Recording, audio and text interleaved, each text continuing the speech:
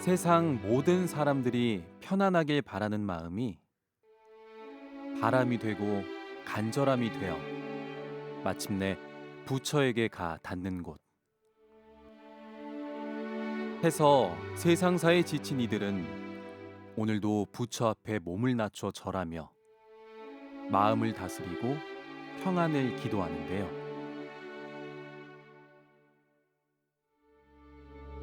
그 모든 염원을 담고 긴 세월을 견뎌온 장안사. 천년의 무게를 털어내고 다시 새길 역사를 위해 새로운 단장을 시작합니다.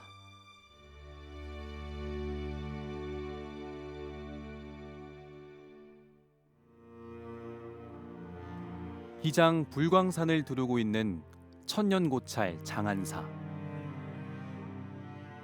천왕문을 지나 경내에 들면 부처님의 진신사리가 모셔져 있는 3층 석탑을 중심으로 정갈하게 배치되어 있는 전각들을 만날 수 있습니다. 통일신라 시대 문무왕 13년에 원효대사께서 창건하신 사찰입니다. 장안사에는 여러 문화재들이 있는데요. 그 중에서 특히 대웅전 법당이 문화재 보물로 지정되어 있고요. 석조 석가열의 삼불자상이 계신데요. 가운데 중앙에 석가열애께서 계시고 좌우로 약사열애와 아미타열애께서 이렇게 모셔져 있습니다. 1659년에 불석으로 제작된 석조 석가열의 삼불좌상. 조각승 노건이 제작한 유일한 석조 작품이라는 점과 기년명이 존재한다는 점에서 높은 평가를 받고 있는 부산의 대표적인 불상입니다. 그리고 석조상 뒷면에 걸려있는 영산 회상도 역시 소중한 문화유산인데요. 19세기 후불탱화의 기준작으로서 문화유산적 가치가 뛰어난 수작으로 평가받고 있습니다.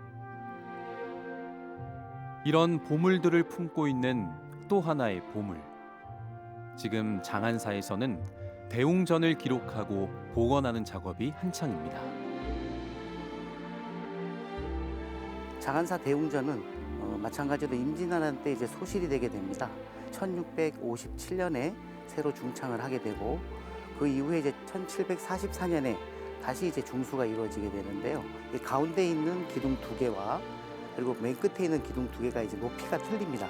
그래서 평창방 구조를 보면 이렇게 활자 모양으로 휘어지게 되는데 그걸 귀소슴이라 그러는데요. 그 양식이 좀 되게 돋보이는 건물로 미적으로 되게 가치가 높다 할 수 있겠습니다. 하지만 대웅전의 가치는 건물 외형뿐만 아니라 그 내부에서도 찾을 수 있습니다. 원래 이 법당 안에는 이제 연등이 이제 가득 차 있어서 지금 그 법당 산정에 있는 이 단청 문양들을 볼 수가 없었는데요. 지금 이렇게 제거하는 작업들을 하고 있습니다. 그 당시 지었을 때 그대로의 단청이 현재 남아 있는 것으로 이제 조사가 되었어요. 그래서 여기 천정에 이제 평연화문이에요. 이렇게 이파디가 8개 있어서 8개 파렵 연화문이 이제 그려져 있고요. 그 가운데에 보면 이제 범어로 이제 그 산스크리트어로 이제 범어가 그려져 있습니다. 탄렵 연화문 같은 경우에는 부처님 바로 제일 천장에 이제 먼저 그려지게 되고요. 대량의 이제 요 꽃장식 같은 경우에는 이제 나중에는 이게 단청 문양으로 바뀌게 되는데 현재는 이렇게 화려한 목련화가 그려져 있고 그 옆으로 이제 띠고리 문양이 그려져 있습니다. 그리고 가운데는 이제 황룡이 그려져 있는 것을 볼 수 있고요.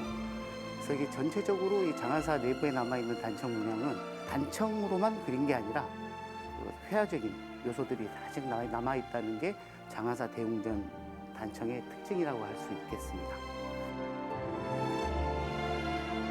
연등에 가려졌던 단청이 드러나면서 또 다른 역사를 기록하게 될 장안사 대웅전.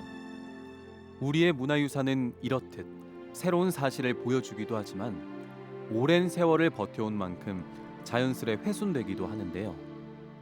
장안사 석조 지장보살 좌상과 시황상이 잠시 명부전을 떠난 것도 바로 이런 이유에서입니다.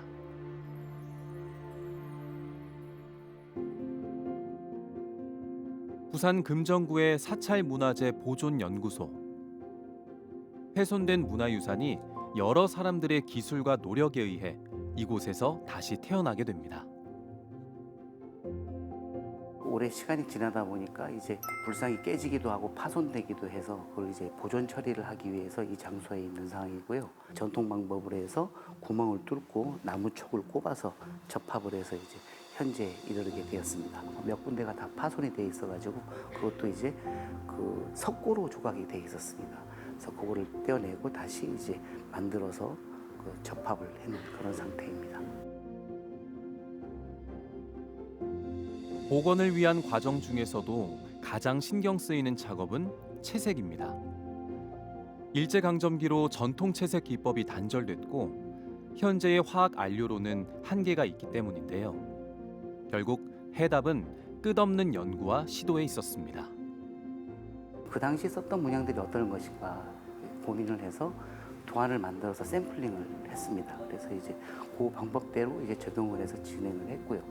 그리고 보통 이 채색을 할 때 이 천연 안료로 만들어진 석재가 바로 채색이 안 돼요. 기본적으로 베이스에 어떤 다른 색깔들이 이제 도포돼야 되는데 이제 과거의 사례를 이제 층위 분석을 여러 군데를 해서 보니까 백토를 사용하거나 내지는 연백이라는 하얀색 안료를 먼저 채색을 하고 석채라는 천연 안료를 사용했다는 것을 확인할 수 있었거든요. 그 전통 기법을 그대로 재현해서 현재 이제 이런 작업들을 진행하고 있는 상황입니다.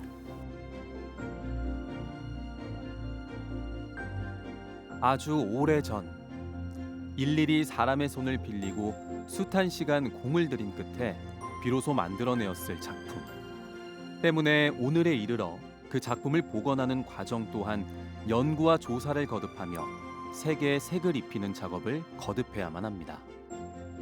하지만 전통의 맥을 잇고 소중한 문화유산을 되살린다는 사명감으로 과거와 현재를 이어나가고 있습니다.